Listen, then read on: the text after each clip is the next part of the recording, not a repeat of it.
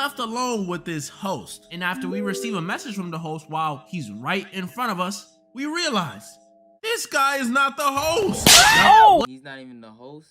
He's a random nigga. Alright. Hey, check this out, man. What's good with y'all, man? I'm back with another video. Today, it is November 4th. It is November 4th and it's 12:25, man. Oh, y'all. October's over with. October was a interesting month. I'm not gonna lie, it was an interesting month, kind of a challenging month. My upload was it was there, but not too much. Hour got pushed back, yo. That's a blessing. But I also hate it because it gets dark too quick. But that's why. Today I'm gonna be reacting to a video, y'all. Yes, this is another reaction video. The video I'm gonna be reacting to today is horror games I could easily survive in. I already have a few of them in mind. But we're gonna check this out. If y'all haven't already, make sure y'all like, subscribe, comment. Y'all know I'm finna continue with these uploads. Man, your boy's finna hit 200 subs. I've been stuck at 100 for literally a whole year. It's crazy. I did not think, it almost felt like it wasn't gonna happen. We're just gonna keep going up, man. We're just gonna keep going. You know, I've said this before. When it comes to scary entertainment, horror games got it. But what if we took it a step further? What if instead of playing these games and controlling the characters, we went for that full immersive experience and we're in the games? Would we survive? Well, that's exactly what we're doing today. Maybe. Today, ladies and gentlemen, once again, we gonna be going over some horror games I could easily survive. And I don't got no time to spare. Y'all know what we do. Strategy, game plan, thought process, and of course, some of the ones that I can't. Fears to Fathom. Y'all, I'm not gonna lie. I do want to play Fears to Fathom. I've obviously seen gameplays of it multiple times. Come on. Boy ain't no fucking rookie at it. I've seen multiple, but they look very interesting. Now, Fears to Fathom, I'm not gonna lie. Depends on what story. Depends on what story I'm in. I don't know. It really depends on the story, man. That's all it is. Survival rate. A lot of y'all may know that I've gone over this series Might be before, easy. but in case you don't know it, Fears to Fathom is like any other horror game series, except these games are based on true stories. And not like The Conjuring based on a true story where they exaggerate everything, like a pencil will fall and they'll be like, "It was a demon!" Nah, I'm talking real stories with real events submitted by real people. And that makes these games automatically way scarier than other games. Last time I went over one of these, I did Carson House, which is about, spoiler alert, about your pet ex breaking into your crib and trying to kill you. I know, relatable. So this time She'll get blicked down as soon as she walked through the door. Let me stop. Woodbury Getaway. Let me fucking stop, man. But bro, I would be, but y'all, be for real though. I will be damned. I will be damned if my ex try to fucking, where's it at? I would be damned. I would be damned. Come here. Try me. Nah, let me stop. Let me stop, bro. We play as this girl who's planning a cabin trip with her buddies, and since it takes place in 2007 and Airbnb didn't exist yet, they rent this cheap spot through a website like back in the good old days. But on the way up there, stuff gets a little weird. First off, one of the two friends that was coming on the trip with you starts running late, so you're stuck alone with your other friend, which you may be like, "Oh, how was that bad?" The other friend is a dude, which wouldn't be a problem if he wasn't a dude who clearly likes you. Yeah, and he's not so discreet about it either. He's one of those, "Where my hug at?" dudes. Type of dude to smell the top of your head when he hugs you and stuff. So you know, that's already bad. Then the area the cabin is in, the locals are just weird. And I'm not even saying that because they're all chopped. Like, you know, they're nice, but weirdly nice. Like, you know what I'm talking about? That ever happened? I know they ain't giving me no fucking ads, man.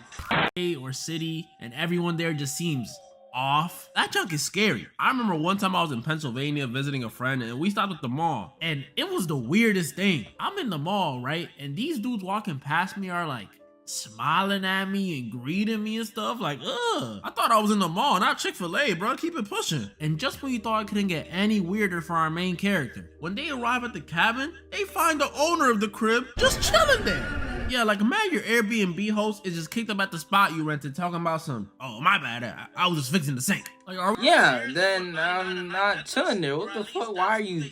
Was the owner of the. Look, okay, we get it. You own the crib, but if I'm renting it for the day, why the fuck is you here? I'm not staying there with you. The fuck?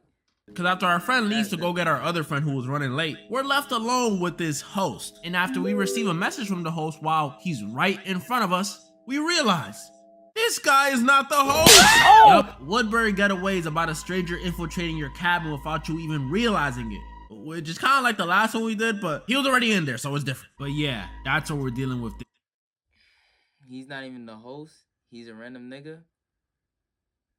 Alright. Hey, check this out. Check this out, man. Check this out, man. I'm done with this. I'm actually done. Yeah, I'm tired, man.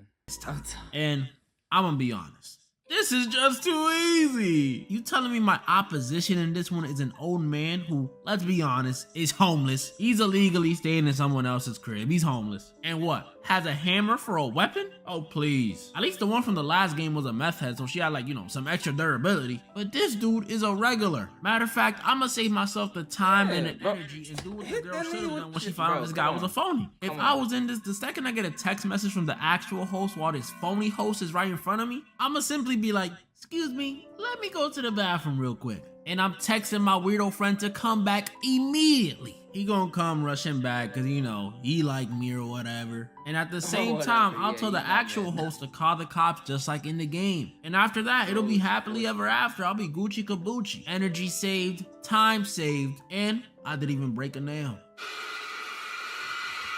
No. Okay, I'm not gonna lie. So, Fears to Fathom I know Fears to Fathom has a bunch of different storylines, just like he said. So that one specifically, the survival rate, it's a regular old ass nigga. It's a regular old ass nigga. I give that shit. Unless if he's shifty with it, then fucking 9.5. Y'all gotta understand. When y'all rate things, y'all can't always give shit a 10. I'm not gonna lie. 9.5 is the max. The max. This right here, on the other hand, I am cooked. Resident Evil, your boy is cooked. I'm not surviving that shit. Oh my god. I can't even. Which one? Like, which one is he gonna talk about? Because it depends on which one it is. I know I had to bring it back. Once again, we got Resident Evil, but this time, Resident Evil 8. If you don't know this one takes place a few years after Resident Evil 7, where after saving our girl, we finally settled down and had a baby. Oh my goodness, can I get an applause? Can I get an applause? Funny thing is, I did not look too much into Resident Evil 8. Don't this one might have one of the craziest intros to a game I've ever seen. Because within the first 2 seconds of this one, my wife, the mother of my child, the woman I hold so dear and cherish so much, gets gunned down immediately. And me and my baby both get kidnapped. Yup, and just like the last game, I'm tasked with rescuing my baby. But it's... Wait! She died? Oh damn, wait, hold on, y'all. I'm actually spoiling myself low key. I don't know if I'm oh my god. I don't think I was gonna play this game, but damn. Fuck. I didn't even know she died. Came from a Louisiana home. It is a whole castle. Yeah, just keep the baby, bro. At this point, I'm gonna just do a full reset. Do you know what I went through in Resident Evil 7 to get my girl back? Just to see her get mowed down right in front of me? Yeah. I literally watched a little bit of 8, though. Don't get on me for real. So now, what you think I look like, Mario? I don't even know that baby that well for me to go face off against a freaking fish monster, a doll maker, yeah, I know how I feel about dolls, a lady who's practically a vampire, which I don't mind this one that much. And no joke, a dude who can manipulate metal. Yeah, They got me Bro. facing off against freaking Magneto. And that ain't even including the little minions running around and the final boss. Keep the baby, bro. I'm surviving this one. I'll move to Jamaica and just start over. Dead by Daylight. Oh, not gonna lie, the survival rate in that Resident Evil 8, I'll give that shit 7.5. Everybody can get it, man. I don't care. Everybody can get it. Now this game is probably the most different one out of all of them. Yeah, it's a survival game like the rest where you're being chased by a killer. But the thing about this game is, these dudes got everybody and their mama on the roster. Yeah, I'm talking Chucky, Michael Myers, Ghostface, Leatherface, Pinhead, Pyramid Head, Jigsaw, the Ring Girl, Freddy Krueger, a Xenomorph, and a Demogorgon. Like, they added the Xenomorph? I don't know, I'm surprised. Things worse, this is already on top of their very own roster of killers. This is ridiculous. Like, how am I supposed to hang? I know my strat. So basically, Dead by Daylight is basically which horror movie are you surviving in? Basically, like, look at the roster. It's asking, could you survive Alien? Could you survive Nightmares on Elm Street? Can you survive Halloween? Can you survive Child's Play? Etc. Literally, etc. If it's Chucky, I'm telling you, just kick that little nigga in his shit, bro. Kick that little nigga's shit and chop his head off. You'll be fine. Michael Myers. Elite, but if these dudes jump me, I won't even have time to think. But luckily for me, the game isn't played like that. In the game, yeah, there's hella killers, but you face them one at a time. So with this knowledge, now do I stand a chance? No, because even if you do manage to outrun these dudes, the only way to leave the airs in this game is to fix 5 generators, which is like, look at me. I look like I could do a lot of things. Swing a baseball bat, maybe run a deli, but fix a generator? Come on, y'all, let's be real. Yeah, this is looking like a loss. And I know once the other 3 people I'm with get murked, there's a little hatch that opens up that you could escape through, but that's only if you find it, and I never did. It's definitely survivable. Like, I'm definitely going. I would never find a hatch, so I'm not banking on that. I'm sorry. This was a loss, y'all. Don't get it twisted though. I ain't saying I'm losing to all the killers. Not when there's people like Chucky and Ghostface running around. You know they getting whooped. But a majority of them, yeah, I won't lie, they got it. Until dawn. Come together and enjoy strikes, snacks, and endless laughs with your crew. I'm not gonna lie, y'all. Until dawn. That's that shit with the window goes, right? You just gotta be quiet or something. Let me see what he says. Let me just see what he says. This may sound crazy, but this might be my favorite horror game ever. So be prepared for the yap. Until Dawn is a decision-based horror game where we follow this group of teens or young adults who are staying at a ski lodge. Pretty dope trip. I gotta do it one day. But after playing a bit of a bad prank on one of their friends, it kinda sorta maybe leads to her and her sister's death. Yep. Yeah, that's cool. Bodies never found. But it's not over, because after these tragic losses, they get the bright idea to come back again the next year. Yeah, 2 of their closest friends die because of them, and instead of calling it quits, they're like, so we bringing Uno next time, or... But this time when they returned to the lodge, stuff was different. Because this time, there was not 1, not 2, but 3 potential killers after them. Who are they and why are they doing it? I'll get to that in a second. And with no power in the crib or service on their phones, they have to try and survive until dawn. So yeah, this won't be easy, but I always find a way. My eyes is watering, man. Strategies though, and yes, strategies, because I have multiple. I gotta make a few things clear when it comes to what we're facing in this game. Because when I said we're going up against 3 potential killers, I kinda lied.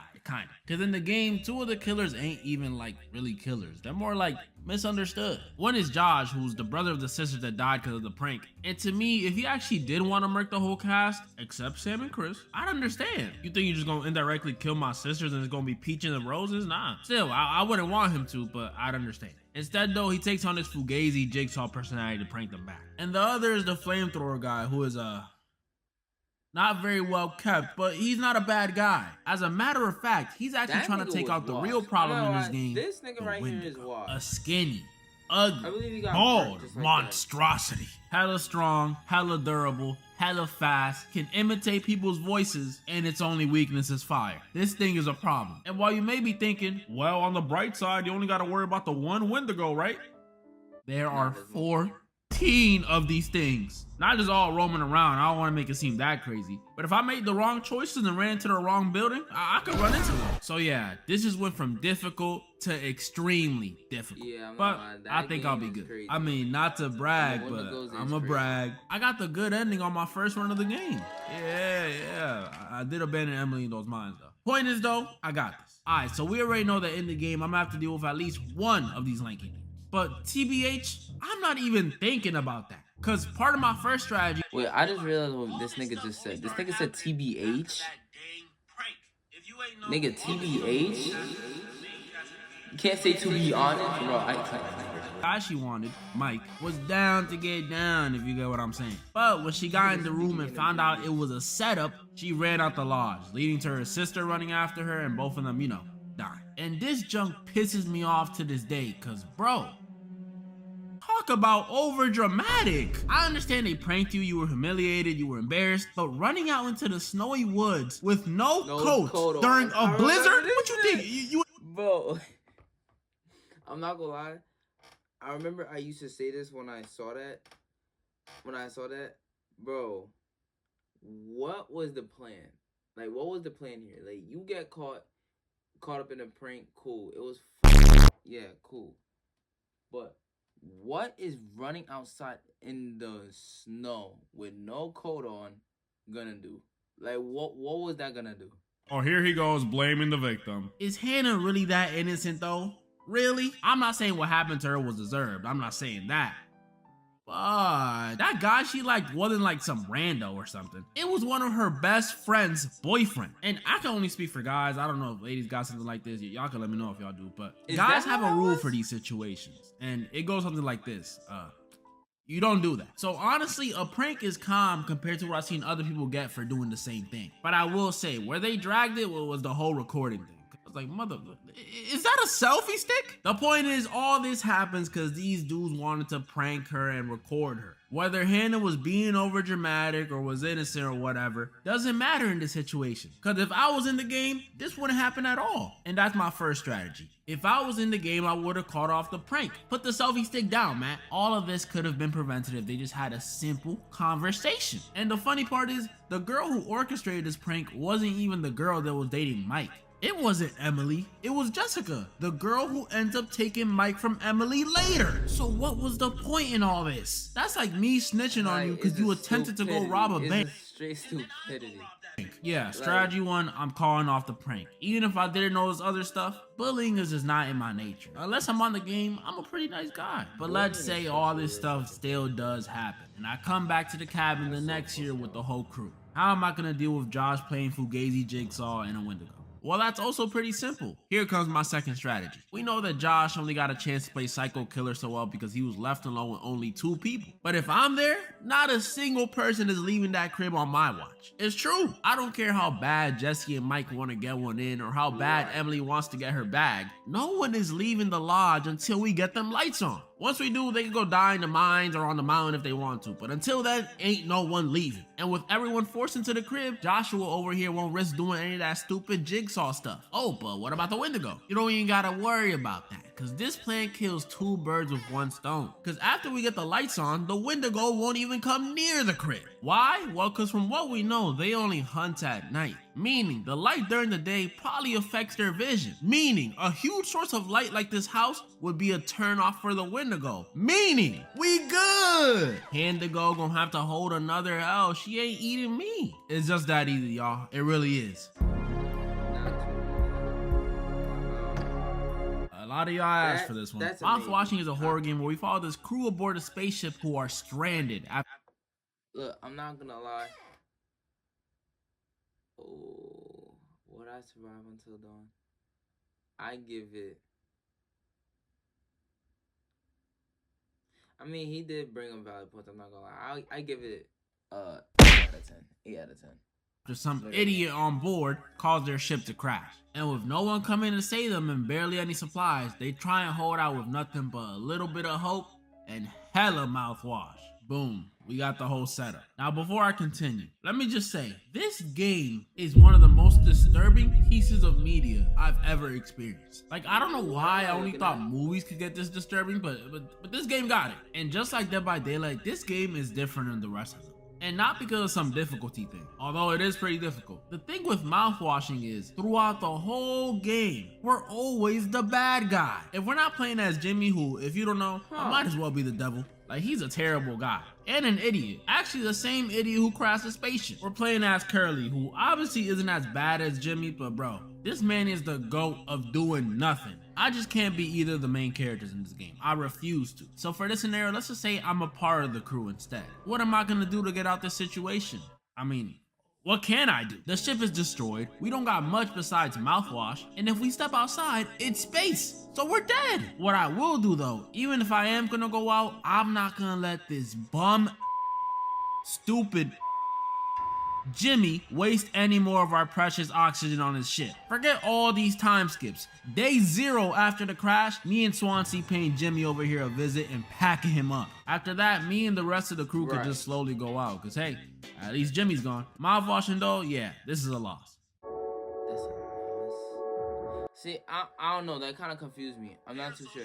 The Chili's art horror game just like the first time around, but instead of playing as a barista, this time we play as a female streamer. Yup, all my Discord members, your dream has finally been fulfilled. Derica FDB is finally real. Kitty headphones and all. But being a female streamer ain't all sunshine and rainbows.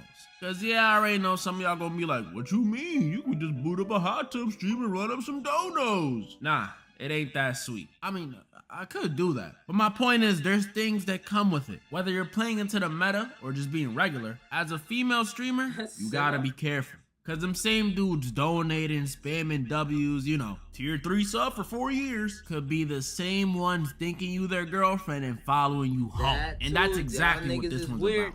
Parasocial. I'm not gonna lie, I really wonder how it is for most female streamers, cause it's like, y'all got mad niggas in y'all chat. Aren't y'all ever worried about one of them just being a stalker? Or on some weird fucking fantasy shit? Bro, that is terrifying. That right there is crazy, bro.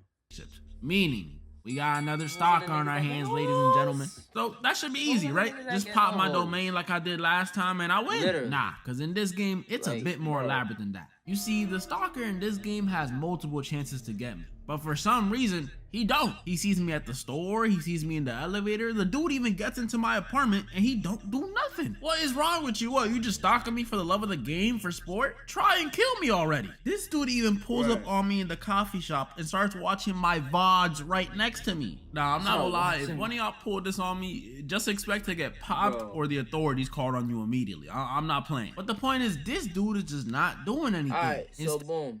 More of the story, switch him down. He's done. There you go. End the story. That's very survivable. I'm not gonna lie. That's it. Simple as it is. He'll pull up to my stream and say all this weird stuff in my chat. Like, what is going on? Y'all know I don't stalk people often, so I don't know too much. But this isn't regular stalker activity. He would have struck by now. So what is going on? You waited all year. Oh my god. You have a stalker, it's not actually a tier 15 sub from your streams. It turns out it's your ex, and not just him, but someone he hired to stalk you. His uncle who's pretending to be a cop so you don't go to them, and his mama who's pretending to be the building manager to monitor you. How the frick did he get his mama in this? And he's doing all so he can look like a hero when he comes to save you from your stalker and get back with you. I know. Insane. And while I am pretty smart, you know, I know big words, homeostasis, I don't think I would figure this out. So then how would I deal with this? Well, after some thinking, it hit me. Bro, I'm a streamer, a female streamer. Sorry, I just like doing that effect. It has nothing to do with it. But I'm a streamer, a pretty successful one at that. 2K live viewers, that's pool. And that pool is gonna be what wins me this one. Imagine this. The stalker, after successfully following me around for the day, tuned into my stream to torment me and send me some more cryptic messages or whatever. As soon as I see his messages pop up on the feed, all he gonna hear is, yo chat, find out where this guy lives. His heart gonna immediately drop to his ankle. And consider they'll do it. They will 100% do it. The internet knows somehow the internet knows how to find people's shit. It's scary, bro. It's scary, man. My viewers are Japanese, I have no doubt they'll find every drop of info about this man. And that ain't even racist. Japan got one of the highest average IQs, so back off. In fact, they'll find so much info that my ex will have no choice but to call off his little ruse. And then he'll leave me alone. No violence, no bloodshed, just a little intimidation of one of his employees, and he'll realize the power this VTuber holds. Only downside is I'll probably get banned if I'm streaming on somewhere like Twitch and lose my livelihood for a little. And before you say, oh, but you could just tell me you were being stalked and felt unsafe. You think Twitch cares about their streamers' safety?